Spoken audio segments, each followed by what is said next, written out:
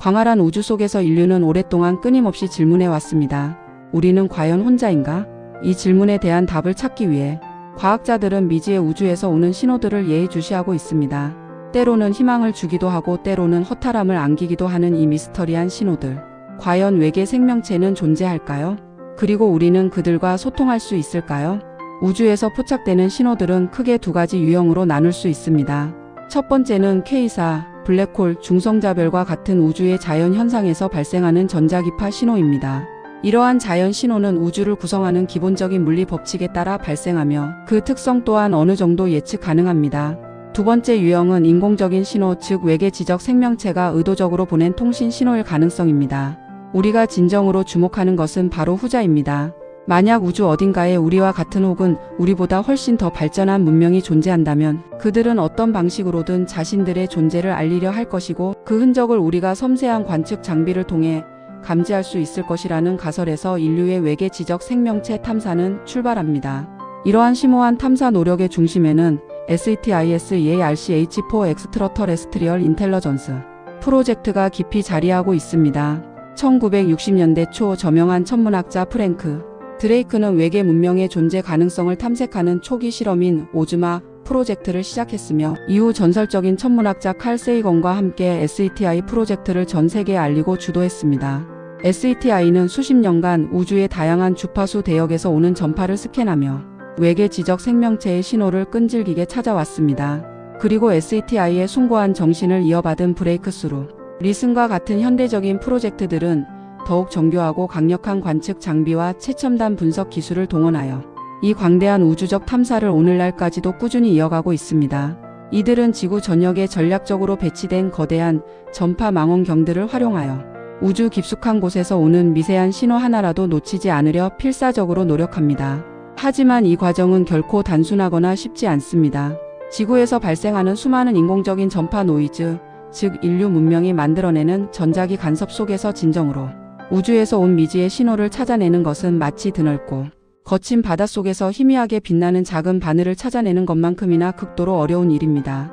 이러한 난관은 외계 신호 탐사의 가장 큰 도전 과제 중 하나로 남아 있습니다.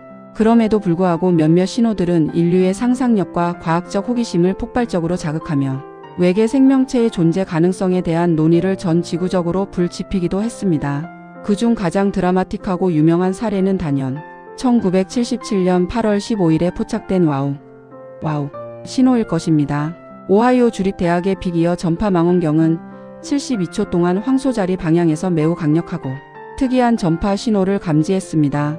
당시 이 신호를 기록한 제리 에이먼 교수는 컴퓨터 출력 데이터 용지 위에 놀라움을 뜻하는 와우 라고 감탄사를 적었고 이 신호는 그렇게 역사적인 이름으로 명명되었습니다.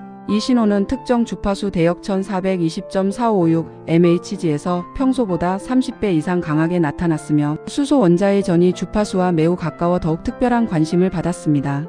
수소는 우주에서 가장 흔한 원소이기 때문에 만약 외계 지적 생명체가 신호를 보낸다면 수소 주파수를 이용할 것이라는 가설이 있었기 때문입니다.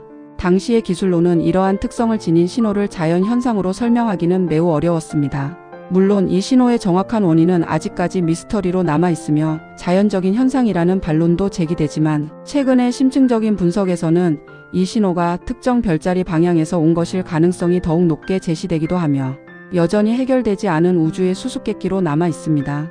와우. 신호는 외계 지적 생명체로부터 온 신호일지 모른다는 인류의 오랜 상상에 가장 강력하고 상징적인 불을 지핀 증거 중 하나로 평가받고 있습니다. 또 다른 흥미로우면서도 아쉬운 사례로는 2016년 프록시마 센타우리 방향에서 포착된 BL-11 신호가 있습니다. 이 신호는 외계 지적 생명체의 신호일 가능성이 제기되면서 전 세계적인 과학 커뮤니티와 대중의 이목을 집중시켰습니다. 프록시마 센타우리는 태양계에서 가장 가까운 항성계 중 하나이며 이 별을 공전하는 행성 프록시마 센타우리 B는 생명체 거주 가능 구역, 즉 골디락스 존에 위치하여 액체 상태의 물이 존재할 가능성이 있는 것으로 알려져 있습니다. 따라서 이 방향에서 온 신호는 단순한 노이즈가 아닌 지적 생명체의 메시지일지도 모른다는 엄청난 기대를 모았습니다. 그러나 철저하고 다각적인 조사와 면밀한 분석 끝에 BL-11 신호는 안타깝게도 천문대 건물 내부에서 사용하던 전자레인지에서 새어나온 전파 노이즈로 최종적으로 밝혀졌습니다. 이 사례는 외계 신호 탐사가 얼마나 많은 오인과 좌절 그리고 엄격한 검증 과정을 거쳐야 하는지를 단적으로 보여주는 동시에 인류가 외계 생명체의 존재에 대해 얼마나 간절히 바라고 있는지를 드러냅니다. 이러한 오인 사례는 비단 BLCL 신호뿐만이 아닙니다. 때로는 대중의 상상력이 과도하게 발휘되기도 합니다. 예를 들어 남아프리카 공화국의 한 농부가 해안가에서 기이한 형태의 외계 생명체를 포착했다며 SNS에 사진을 올렸지만 이는 사실 말라 비어진 알로에 식물의 잔해였습니다. 이처럼 사람들은 미지의 것에 대한 강렬한 호기심과 풍부한 상상력으로 인해 때로는 자연 현상을 오해하거나 작은 단서에 터무니없이 큰 의미를 부여하기도 합니다. 그러나 이러한 작은 소동들 속에서도 인류는 외계 생명체 탐사의 끈을 결코 놓지 않습니다. 오히려 이러한 경험들은 외계 신호 탐사에 있어서 더욱 신중하고 과학적이며 체계적인 접근의 중요성을 거듭 일깨워줍니다. 그렇다면 외계 생명체의 존재 가능성에 대한 과학계의 주류적인 관점은 어떠할까요? 우주의 광대함을 고려할 때 생명체가 지구에만 존재한다는 것은 통계적으로 매우 희박한 확률이라는 것이 많은 과학자들의 공통된 의견입니다. 20세기의 가장 위대한 물리학자 중 한 명인 스티븐 호킹 박사는 우주는 너무나 크고 방대하기 때문에 외계인이 반드시 존재한다고 주장하며 우주에 생명체가 존재할 확률이 매우 높음을 역설했습니다. 실제로 관측 가능한 우주에만 수천억 개의 은하가 존재하고 각 은하마다 또 수천억 개의 별들이 존재합니다. 그리고 이 수많은 별들 중 상당수가 지구와 유사한 환경을 가진 행성들을 거느리고 있을 것으로 추정됩니다.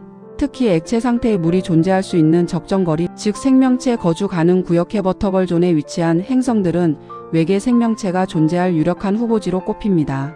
최근에는 지구로부터 약 124광년 떨어진 슈퍼지구 K18b에서 대기 중 물의 존재가 확인되었고 메탄과 이산화탄소와 같은 생명체와 연관될 수 있는 화학적 신호가 포착되면서 외계 생명체의 흔적이 발견되었다는 흥미로운 주장이 제기되기도 했습니다. 물론 아직까지는 K18b에서 직접적인 생명체의 존재에 대한 증거가 발견된 것은 아니지만 이러한 천문학적 발견들은 외계 생명체 탐사에 대한 전 인류적인 기대감을 더욱 폭발적으로 증폭시키고 있습니다. 과학자들은 우주에서 수신되는 신호의 패턴을 분석하는 데 엄청난 노력을 기울입니다. 이들은 복잡한 알고리즘과 인공지능을 활용하여 신호가 자연적인 천체 현상에 의해 발생한 것인지 아니면 지적 생명체가 의도적으로 보낸 신호인지 구별하려 노력합니다. 자연적인 신호는 보통 불규칙적이거나 예측 가능한 물리적 현상과 정확히 일치하는 스펙트럼 및 주기 패턴을 보입니다. 반면 지적 생명체의 신호는 일정한 주기를 가지거나 수학적인 배열 혹은 특정 정보가 암호화된 형태를 띠는 등 인공적인 특징을 가질 것으로 예상됩니다. 예를 들어 소수의 연속적인 패턴이나 특정한 형태의 변조를 포함하는 신호는 자연 현상으로는 설명하기 어렵기 때문에 더욱 주목받을 수 있습니다. 이는 우리가 흔히 사용하는 디지털 통신 방식과 유사한 특성을 가질 수 있습니다. 외계 신호 탐사의 어려움은 단순히 전파 노이즈를 걸러내는 것에만 국한되지 않습니다. 우주 공간을 장거리 이동한 신호는 지구에 도달하는 순간 매우 약해지기 때문에 이를 미세하게라도 감지하기 위해서는 극도로 민감하고 거대한 수신 장비가 필수적입니다.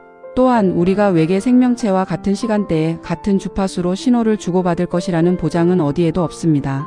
외계 문명이 존재한다 해도 그들의 기술 수준이나 통신 방식은 우리의 상상을 훨씬 초월할 수 있으며 어쩌면 우리가 아직 이해하지 못하는 전혀 다른 형태의 신호, 예를 들어 중성미자 통신이나 양자 통신과 같은 방식을 사용하고 있을지도 모릅니다.